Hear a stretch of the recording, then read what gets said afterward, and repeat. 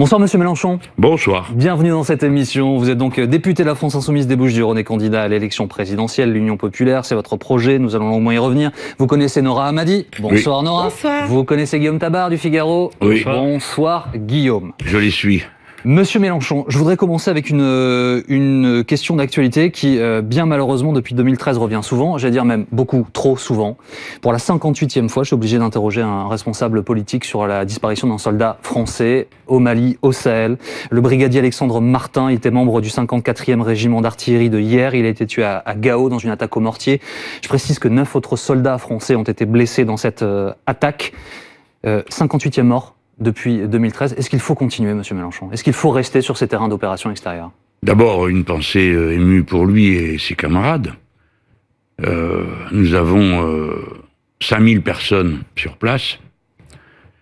C'est un engagement très lourd du pays.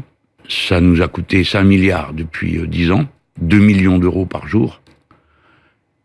Alors, la mort d'un côté, le coût, tout ça, vous avez raison, nécessite quand même qu'on y réfléchisse pour une guerre qui a été engagée par une action militaire conduite à juste titre, au point de départ, à la demande du gouvernement de l'époque, dont on pensait ce qu'on voulait, mais au moins était-il élu. Et c'est une opération militaire qui avait été décidée pour empêcher une descente sur la capitale du pays. Jusque-là, tout va bien.